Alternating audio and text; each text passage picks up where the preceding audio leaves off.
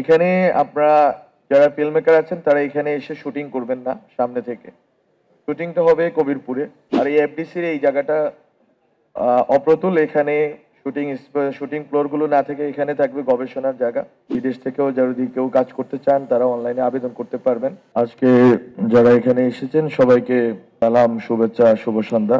আমাদের যেই কথাগুলো অনেকে বললেন এখানে যে এখানে ফিল্ম প্রোডাকশন থেকে শুরু করে ডিস্ট্রিবিউশন পর্যন্ত, আমি একটা সময় সিনেমার পত্রিকা বের করছি, সম্পাদনা করছি।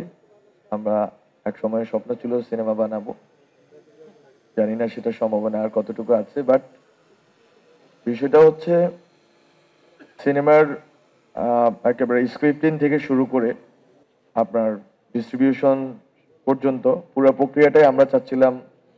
আমার স্বপ্ন ছিল, এটা বাস্তবায়ন হয়তো সম্ভব না, হয়তো পরে কোনো এক সময় হবে।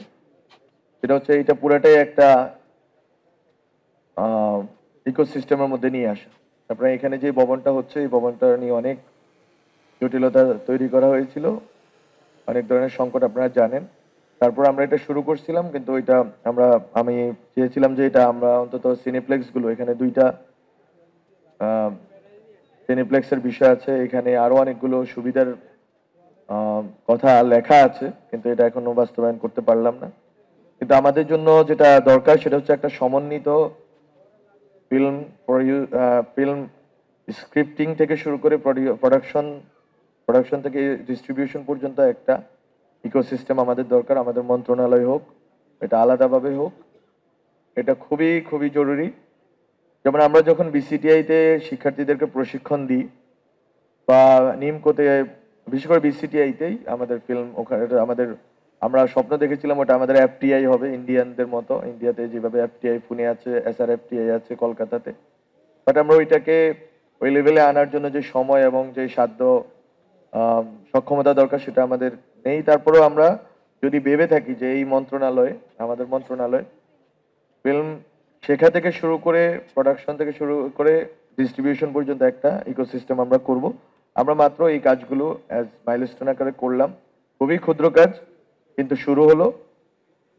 আর আমাদের একটা পরিকল্পনা ছিল যে এফডিসির একটা, কবিরপুরে একটা ফিল্ম সিটি আছে, ওই ফিল্ম সিটি এবং এই এফডিসি, এফডিসি তো আপনারা জানেন ঢাকার একবারে কেন্দ্রই। তো এখানে আপনারা যারা ফিল্ম মেকার আছেন তারা এখানে এসে শুটিং করবেন না সামনে থেকে। শুটিংটা হবে কবিরপুরে। এবং আমি প্রস্তাব দিয়েছি যখন আমাদের মিটিং হয়েছে আন্তঃ মন্ত্রণালয় অথবা প্রধান উপদেষ্টা মহোদয়, মাননীয় প্রধান উপদেষ্টার সাথে, আমরা প্রস্তাব দিয়েছি যে একটা পিপিপি, পাবলিক প্রাইভেট পার্টনারশিপের মাধ্যমে কবিরপুরকে আসলে একটা ফিল্ম সিটি করা। যে ফিল্ম সিটিতে কোনো যে মানুষ গরু চড়াবে এরকম না, বা জাস্ট একটা অবকাশ কেন্দ্র হবে বা কয়েকটা বিল্ডিং থাকবে এরকম না, বরং হচ্ছে যে আসলেই ওখানে ইনডোর আউটডোর শুটিং করার স্পেস থাকবে। আর এই এফডিসির এই জায়গাটা অপ্রতুল। এখানে শুটিং ফ্লোরগুলো না থেকে এখানে থাকবে গবেষণার জায়গা। এখানে স্ক্রিপ্টিং থেকে শুরু করে প্রোডাকশন থেকে শুরু করে ডিস্ট্রিবিউশন পর্যন্ত আপনারা যে প্রস্তাবগুলো বলেছেন এগুলোর কোনোটারই আমি বিরোধী না। আমার সময় থাকলে আমি অবশ্যই এগুলো করার সর্বোচ্চ চেষ্টা করতাম এবং করে যেতাম। সময় নেই, কিন্তু আমরা আশা রাখি যে যারাই পরবর্তীতে আসবেন, দায়িত্ব নেবেন, তারা এই কাজগুলো অব্যাহত রাখবেন। যদি এটা অব্যাহত রাখা যায় তাহলে বাংলাদেশের ফিল্মের যে কথাগুলো এখানে আবেগের জায়গা থেকে হোক, আমাদের প্রত্যাশা আকাঙ্ক্ষার জায়গা থেকে হোক, যে কথাগুলো এসেছে যে বাংলা ফিল্মকে বিশ্ব দরবারে উপস্থাপন করা, এটা আমারও স্বপ্ন, আমাদের স্বপ্ন, আমাদের প্রজন্মের স্বপ্ন। এবং এই বছর বাংলা ফিল্ম যে কয়েকটা বেরিয়েছে আপনারা দেখেছেন, এবং এগুলো জনপ্রিয় হচ্ছে। মানুষ কন্টেন্ট, ভালো কন্টেন্ট হলে দেখতে চাচ্ছে। এবং আগের যেই ফিল্ম মেকিং এর যেই স্ট্রাকচার ছিল বা যেই চিন্তা ভাবনা ছিল বা যেই বাজার ছিল, ওই বাজারও বদলে গেছে, চিন্তা ভাবনাও বদলে গেছে। এখন নতুন সময়, ডিজিটাল একটা জায়গায় আমরা পৌঁছে গেছি এবং আমাদের হাতে হাতে এখন হচ্ছে যে ফিল্ম স্ক্রিন। ফলে ফিল্ম আপনার গিয়ে মানুষ যে হলগুলোতে ফিল্ম দেখবে অথবা সিনেপ্লেক্সে গিয়ে দেখবে, ওই রকম করে কন্টেন্ট নির্মাণ করতে হবে। এই জন্য বলেছি কন্টেন্ট নির্মাণের জন্য যে স্ক্রিপ্টিং, আইডিয়েশন, কন্টেন্ট ক্রিয়েশন থেকে শুরু করে এটা ডিস্ট্রিবিউশন পর্যন্ত, এবং ওখান থেকে আয় উপার্জন করে এখানে পরিচালক, প্রযোজক থেকে শুরু করে যারা অ্যাক্টর অ্যাক্ট্রেস আছেন তারা যেন সম্মানজনকভাবে জীবনযাপন করতে পারেন, সেই সুযোগটা একটা জাতীয় সংস্কৃতির অপরিহার্য অংশ। সেই সুযোগটা তৈরি করার চেষ্টা আমরা করেছি, বাট জানি না কতটুকু করতে পেরেছি। সময় পেলে আরো করার সুযোগ ছিল হয়তো।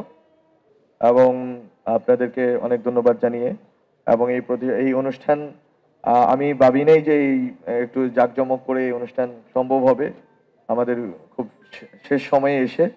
বাট এই সময়ে এই অনুষ্ঠান আয়োজনের জন্য আয়োজনের সাথে যারা সংশ্লিষ্ট আছেন, এফডিসিতে অন্যান্য কর্মকর্তা এবং আমার মন্ত্রণালয়ের যারা কর্মকর্তারা আছেন, তাদের সবাইকে ধন্যবাদ।